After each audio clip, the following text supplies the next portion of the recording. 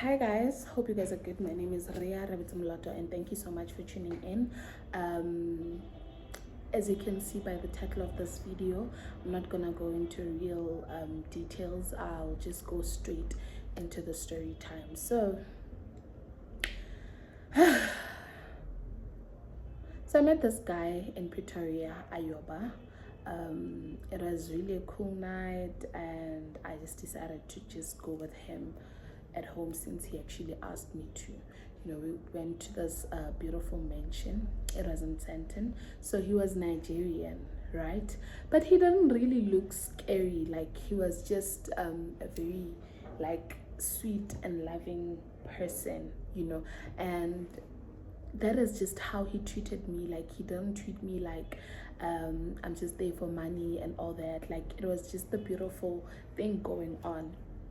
And as time went, we got very close, super close, that we decided to go into like a relationship because he had already mentioned that he doesn't have anyone in his life, right?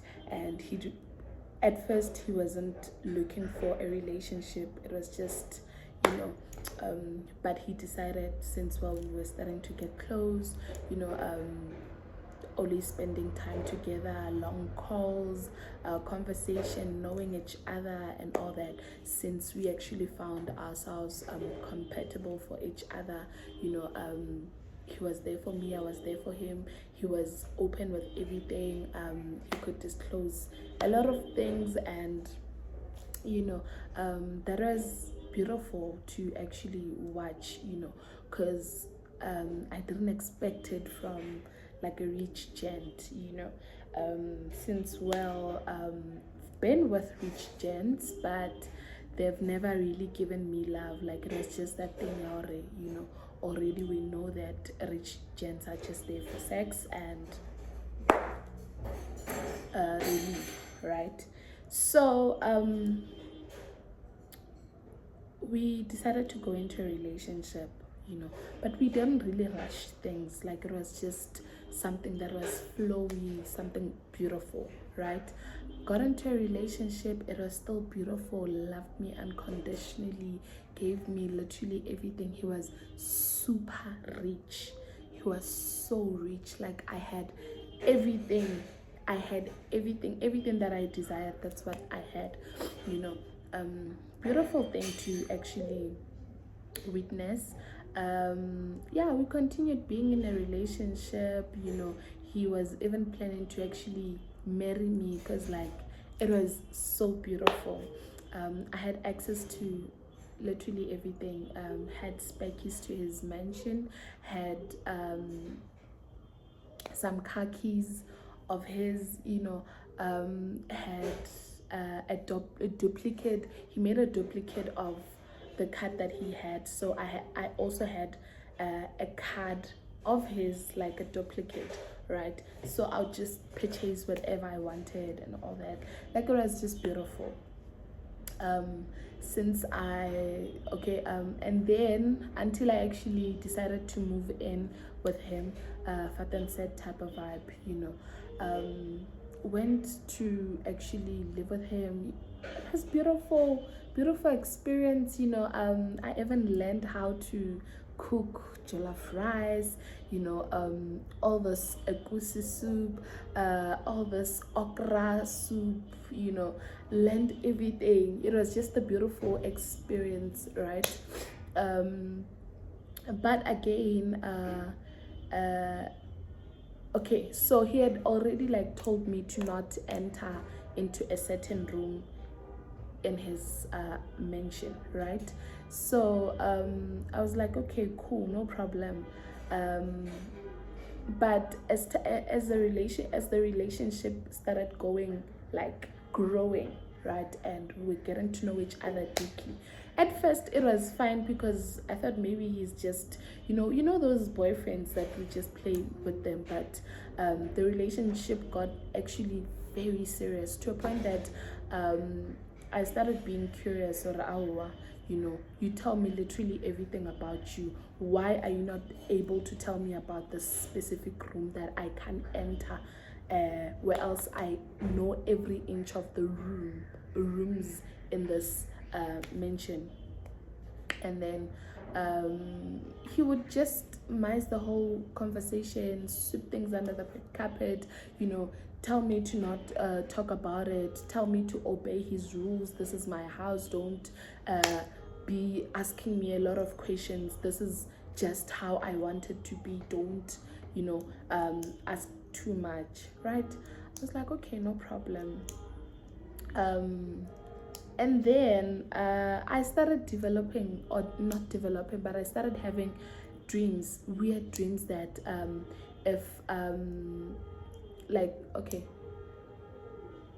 it would happen that like almost every night I would dream of a certain brown snake, but in the dream, like, it wasn't scary. Like, it was shocking that I personally, like, I know that I'm very scared of snakes in real life.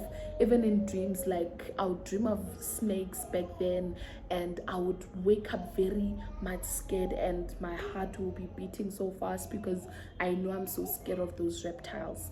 But I was so shocked that in these dreams, I love that brown snake, and sometimes it had like friends, like the white ones, it had the black ones and all that. And I really loved the snakes as if like they were my pets. But then also in the dream, they would just come visiting, and it felt like I had some type of a relationship with this brown snake. But it was so surprising that how am I loving the snake, and how is it not harmless? How am I this close with this snake? It wasn't a dream, but I didn't really like tell him. But it was shocking because almost every day, if like, it's just something that actually happens almost every day, and I would dream of that, and those weird dreams would just come. So one day, I dreamt of the snake coming with a certain ring, right, holding it with its that tongue, right? And then it came to me and actually gave me that ring, and then I took it, right, and started wearing it. This was in a dream, and started wearing it. I was happy. I was close with the snake. It was in a dream, right? Cool. And then I woke up that morning, and my hand was actually heavy. Like, my finger was actually heavy, as if I still have the ring on my finger. It was starting to be very suspicious, but also I wasn't suspecting the man that I was with. Remember, I'm still at his house, and we are fatan setting, we're living together and all that. So after a week, he actually proposed. I still have the ring. He actually proposed, and actually after proposing, he's like, I want to marry you, I'm serious, we should start doing the process and all that. And then by then, okay, I agreed, said yes, but I didn't really think about the dreams that I would have, right? And then the same night, I dreamt about that snake, still wearing the ring, and then dreamt about that snake. But now, this time around, the ring that the snake gave me looks like my ring in real life. I was like, no, man, there's something going on. So my parents are close with this certain pastor back at home. We grew up in that church. That pastor calls me his daughter, because like we are very close and grew up since from Sunday school. I've been growing up in that church. So they're very close with them. And then my mom called, and he was like, Muruti says he's not dreaming of you well. And I'm like, huh? Aria, He says he's not dreaming of you well, and we should come and pray with you. So you want to come to Gauteng to come pray with me? That is very weird. And then by then I didn't tell my mom that I had moved out of my apartment to go to live with a man in Sandton. So I was starting to be very scared about the whole thing, and they were serious about that planning of a trip. Told me that they're coming to Gauteng, Pretoria, on Friday. It was Tuesday, so they're coming on Friday. And then I spoke with this guy of mine, spoke with him, and then he told me that you know what, it's fine. They can actually come in his place. So I didn't know that they were coming with the pastor. I thought maybe it's my parents who were actually coming to actually pray with me. So they decided to take a H1, if you know a H1, that bus H1, took it, came with other prayer warriors from church, intercessors at church, the pastor and my parents. They traveled and then they came that Friday. So I actually forgot to remove my ring. So they got there and then they were surprised, hey, what's going on? And then I was also happy because I had already spoken to my mentor, who will just tell them on that day that, you know what, he's serious about me and he's getting married to me, blah blah blah blah blah. You know, it was not a nice thing or a nice way of telling them, but also again, like, that's a chance on its own, so we'll just use it, you know. And then yeah, they walked in, and then I was so surprised that they came with the whole bunch of people and all that. Ahmed, but I was like, okay, no problem, it's happening, there's nothing I can do. And then welcomed them, they sat down, they were so confused.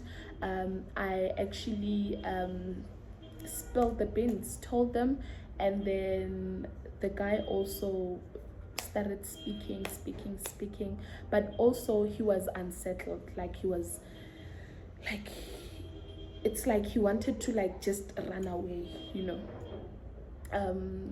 The time he was speaking also, he was just stuttering, you know. And it was a bit weird, but I thought maybe because he's just afraid of my parents, it's the first time he's meeting them and all that, so I thought maybe he's humble. That is sweet, but please don't stutter, right?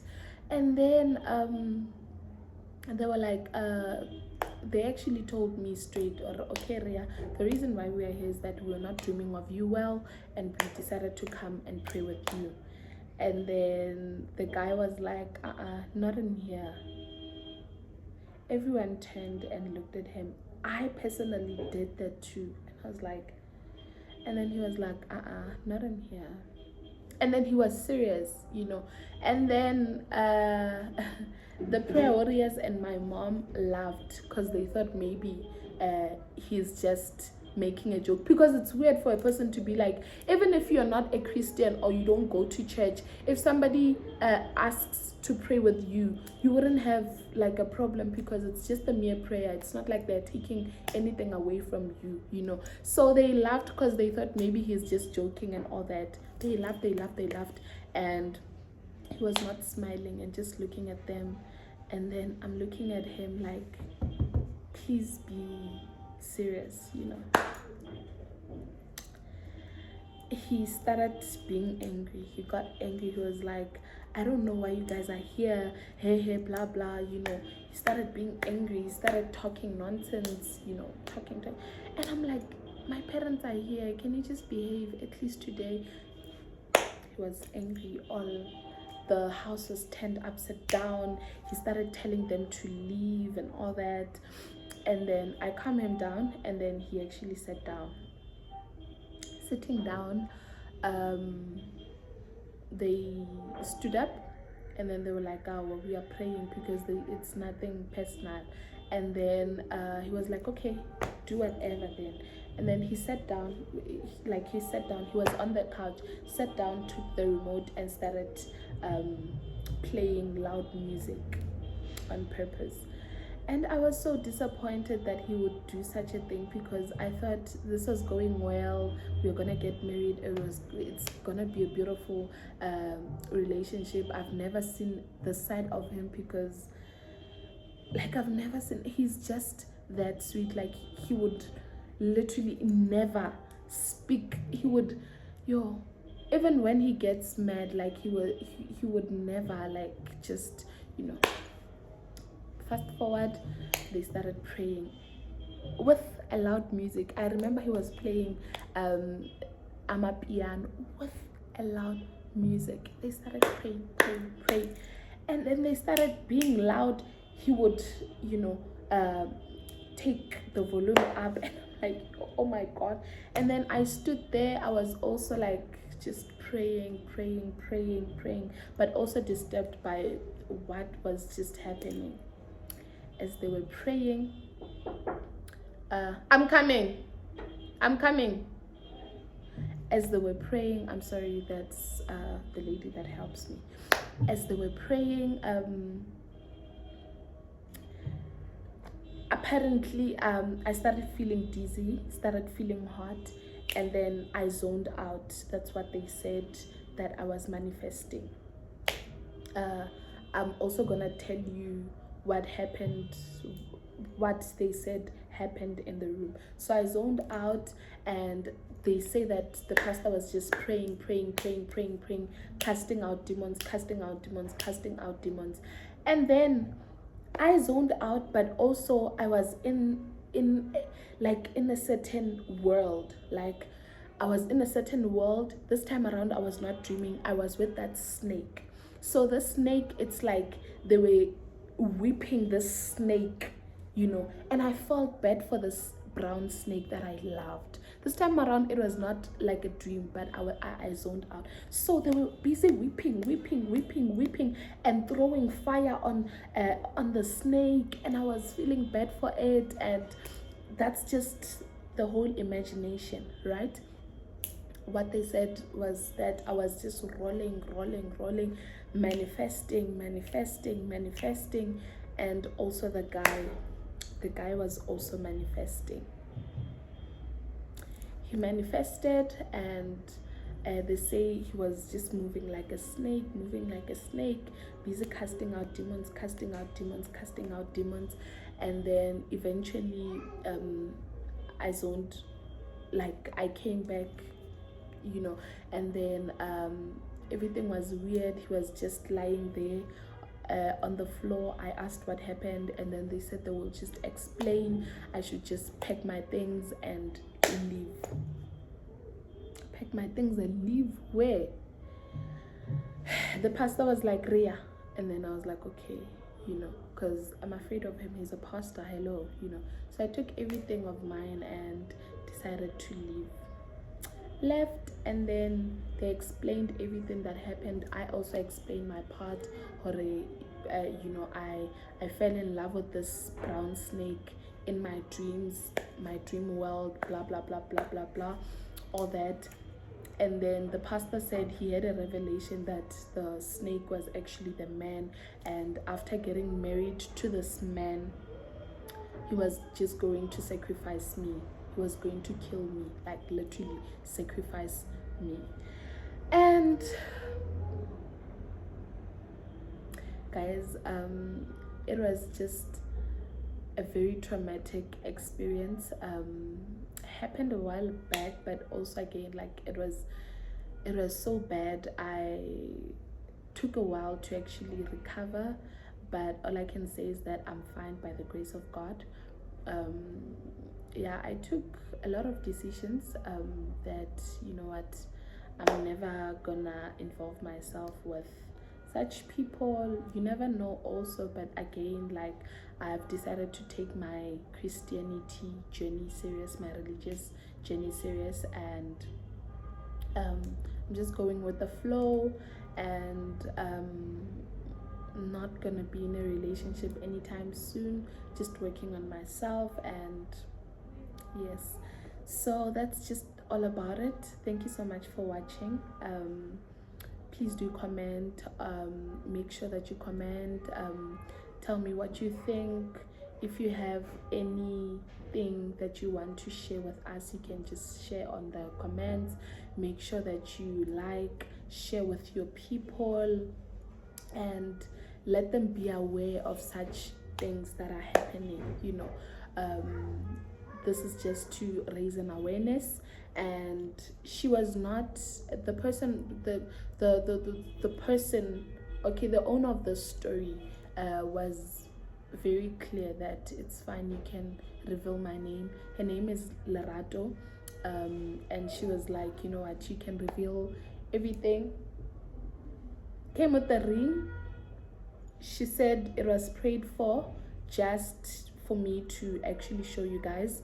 And actually, obviously I'm gonna give her back. I don't want the ring. And I'd really advise for her to also just throw it away, because obviously it's gonna remind her of whatever traumatic experience that she went through. And also, again, what if this thing is spiritual?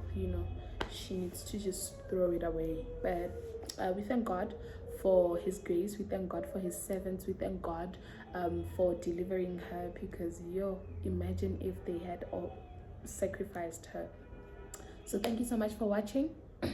Please keep well, and just know that the stories are to raise an awareness, just for you to be cautious in your day-to-day life, because those things happen around us. And we just need to be careful. The only way to escape spirituality is for you to be spiritual, and through that is for you to believe in God and actually go to church, have a Bible, read your Bible, pray, and be protected and be safe. Thank you so much for watching. Love you guys. Until next time.